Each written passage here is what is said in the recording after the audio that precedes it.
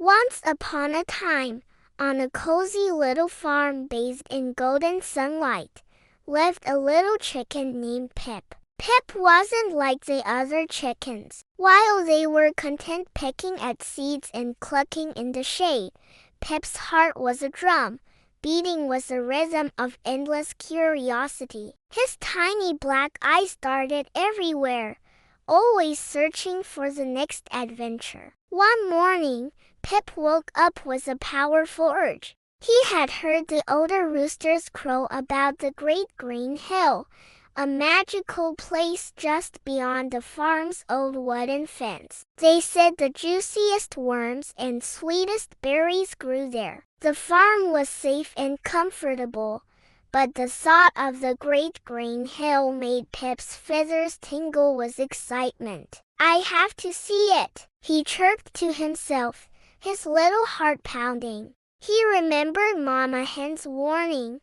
"Pip, my dear, the world beyond the fence is big and unpredictable. Stay where it's safe." But the desire was like a fizzy bubble in his chest, growing bigger and bigger until he felt he might pop. Just a quick peek, he reasoned. What could possibly happen? Without a second thought, Pip squeezed through a small gap in the fence he'd discovered weeks ago. The world outside was astonishing. The grass was a brighter green, the flowers were more colorful, and the air buzzed with new sounds. He felt a rush of triumph. See, he was perfectly fine. He was an adventurer. He scurried toward the great green hill, his little legs moving as fast as they could. He found a patch of wild strawberries, so much redder and juicier than the ones on the farm. He gobbled them down, feeling very proud of his bravery. This was so much better than the boring old farm. As he continued, he saw something long and slithery sunning itself on a warm rock. It was a snake. Pip had never seen one up close. A jolt of fear shot through him, but his curiosity quickly took over. He wanted to get a closer look. He crept forward, step by tiny step. The snake's tongue flicked out, and its beady eyes fixed on him. A deep instinct, a voice that sounded a lot like Mama Hen's, screamed inside him. Danger! But the thrill of the new experience was too strong. He took one more step. Suddenly, the snake lunged. Pip squawked in terror and scrambled backward, tumbling feathers over feet. He didn't stop running until he was breathless and his heart was hammering against his ribs. Shaken, he hid behind a bush. The fizzy feeling of excitement had vanished, replaced by a cold knot of fear. Maybe Mama Hen was right. Just as he was catching his breath, he heard a rustling in the bushes above. He looked up and saw a family of squirrels chattering as they dropped acorns from a tall oak tree. One of the acorns bounced right in front of Pip. It looked so interesting. He pecked at it, but it was too hard. The squirrels chattered louder, and one of them scampered down the trunk,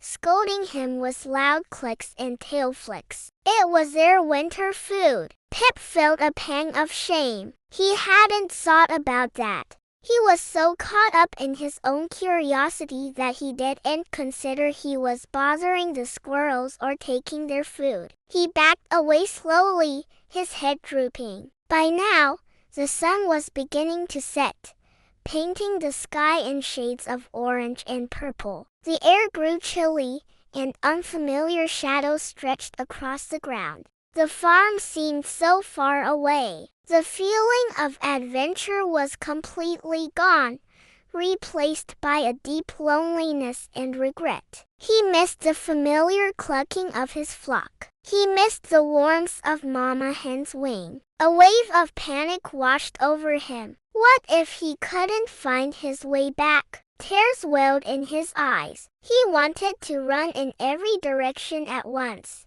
to cry out, but he was too scared. He closed his eyes and took a deep breath, just like Mama Hen had taught him to do when he got too excited in the coop. One deep breath in, one deep breath out. He forced himself to stop panicking and think. He tried to remember the way he had come. He remembered the strawberry patch. He remembered the scary rock where the snake was. He knew he had to go past them to get home. His fear told him to stay hidden, but his need to get back to safety was stronger. He took another deep breath for courage. He decided not to run blindly. He would walk carefully and watch his surroundings. He peeked out from the bush. The snake was gone. With quiet, deliberate steps, he scurried past the rock, his heart still thumping.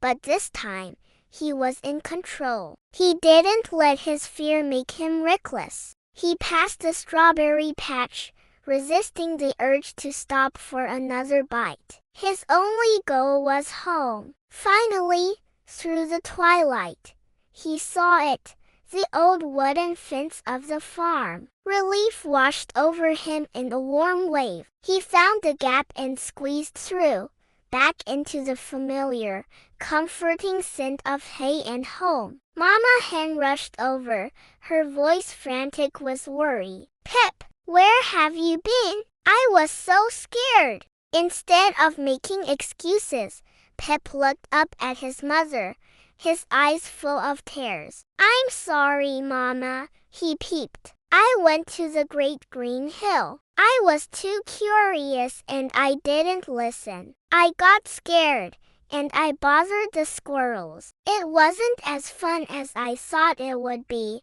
Mama Hen wrapped her wing around him, pulling him close. She didn't scold him. She just held him tightly. "Oh, Pip," she said softly, "curiosity is a wonderful thing, but it must be guided by wisdom. Strong feelings, like excitement and fear, are like a big wind. If you let them push you around, you can get lost. But if you learn to be the captain of your own little ship, you can decide where you want to go." Pip snuggled deeper under her wing, finally feeling safe and warm. He had seen the world beyond the fence. It was big and exciting, but it was also scary and complicated. He learned that his feelings were powerful, but he was even more powerful when he learned to pause, think, and control his actions. From that day on, Pip was still the most curious chicken on the farm, but he was also a little wiser. He still loved adventures, but he learned to think before he acted, to listen to the wisdom of others, and to manage the big feelings inside his little chicken heart. The moral of the story: having big feelings is okay, but true strength comes from learning to control your actions, even when you feel excited, scared, or curious.